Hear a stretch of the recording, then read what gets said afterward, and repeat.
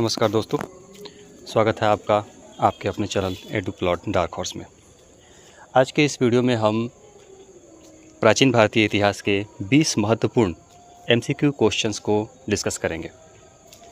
ये सभी क्वेश्चन एक दिवसीय परीक्षा के लिए बहुत ज़्यादा उपयोगी है। तो आइए चर्चा करते हैं और देखते हैं कि आप कितने सवालों के जवाब दे पाते हैं।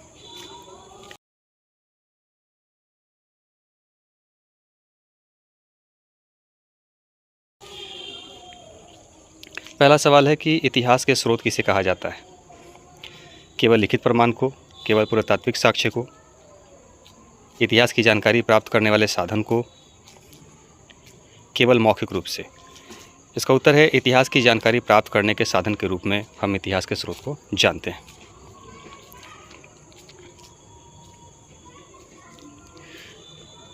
और दूसरा सवाल है, भारतीय इतिहास के प्राचीन स्रोतों में सबसे महत्वपूर्ण कौन सा है?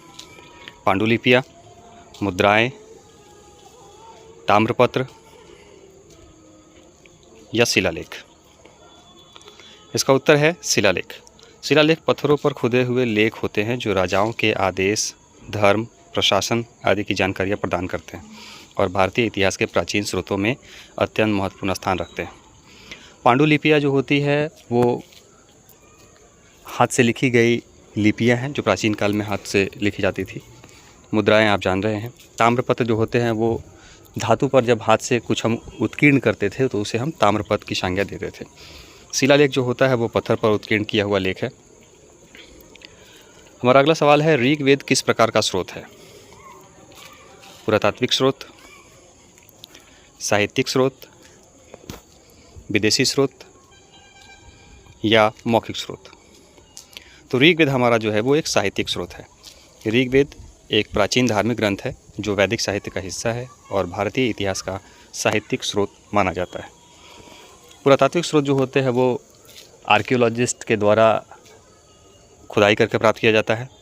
साहित्यिक स्रोत जो होते हैं वो हमारा साहित्य के रूप में प्राप्त होता है। विदेशी स्रोत वैसे स्रोत है जो किसी विदेशी यात्री के द्वारा या तो यात्रा वृत्तांत लिखा गया या कोई डिस्क्रिप्शन लिखा गया किसी चीज़ के बारे में और जिसका इफ़ेक्ट हमारे हिस्ट्री के ऊपर पड़ता है, वो विदेशी स्रोत के रूप में जाना जाता है। मौखिक स्रोत जो होते हैं वो आपको कथा, कहानियाँ, लोकोक्तियाँ जो प्रचलित होती है जिसको लेकर के हमारे युवाओं को प्रेरित किया जाता है, वो मौखिक स्रोत के रूप में कहे जाते हैं। जैसे हम आज भी रानी लक्ष्मीबाई के बारे में किताबों में पढ़ते हैं, वीर कुंवर सिंह के बारे में हमारे टेक्स्ट बुक में वर्णन है और हम उसे बड़े शान के साथ दोहराते हैं। हमारा अगला सवाल है, अशोक के शिलालेख किस प्रकार के स्रोत माने जाते हैं? पुरातात्विक स्रोत के रूप में, साहित्यिक स्रोत के रूप में, विदेशी स्रोत के रूप में या मौखिक स्रोत के रूप में? तो जो हमारे अशोक का शिलालेख है यह एक प्रकार का पुरातात्विक स्रोत है। अशोक के शिलालेख पत्थरों और स्तंभों पर खुदे हुए लेख हैं जो अशोक के शासन की जानकारी देते हैं।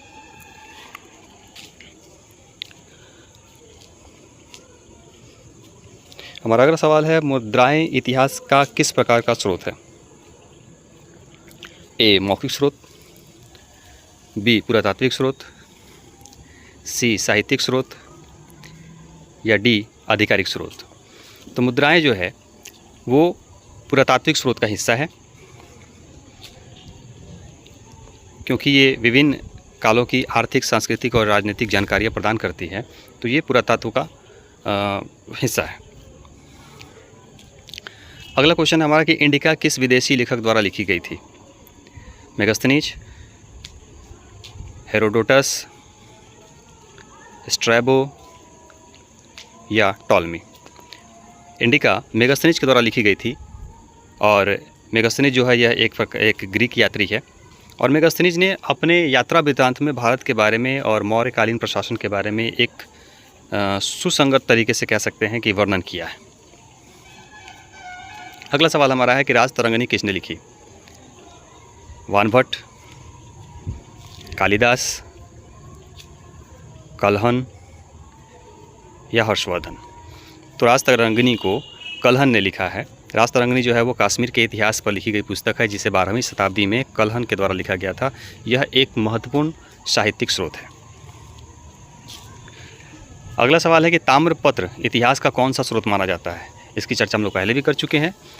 पुरातात्विक स्रोत है, साहित्यिक स्रोत है, मौखिक स्रोत है या धार्मिक स्रोत है।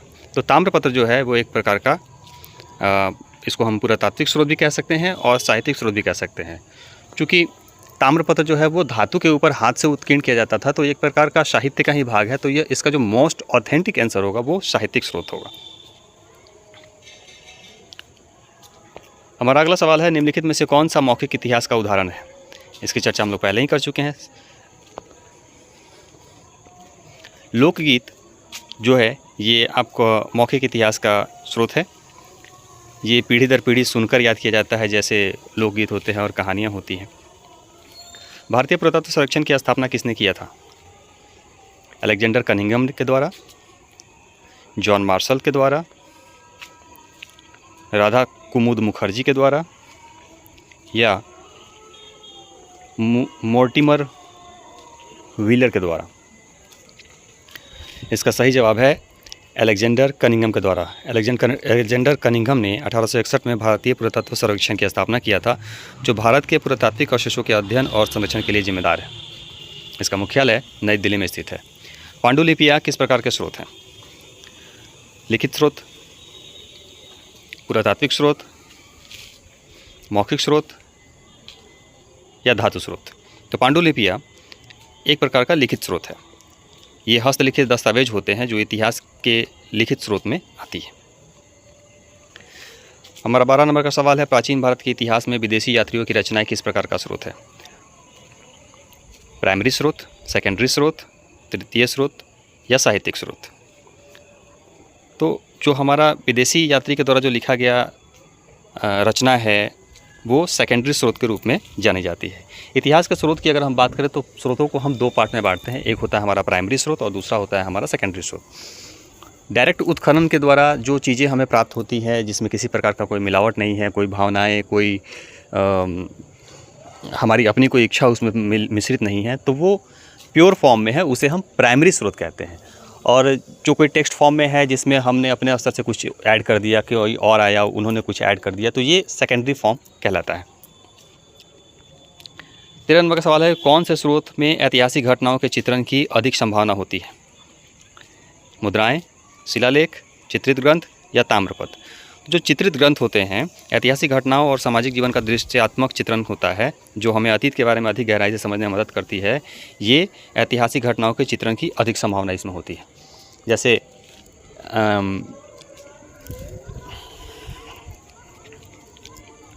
14 नंबर का सवाल है, हर्षचरित किसके द्वारा लिखी गई थी? माणिकचंद्र के द्वारा, वानभट्ट के द्वारा, कालिदास के द्वारा या विष्णु शर्मा के द्वारा? तो जो हमारा हर्षचरित्र है ये वानभट्ट के द्वारा लिखी गई है। हर्षचरित हर्षवर्धन के शासनकाल की जीवनी है जो वानभट्ट के द्वारा लिखी गई है। यह एक प्रकार का साहित्यिक स्रोत है। 15 नंबर का सवाल है, किस प्रकार के स्रोत से प्राचीन मुद्राओं के अध्ययन की जानकारी मिलती है?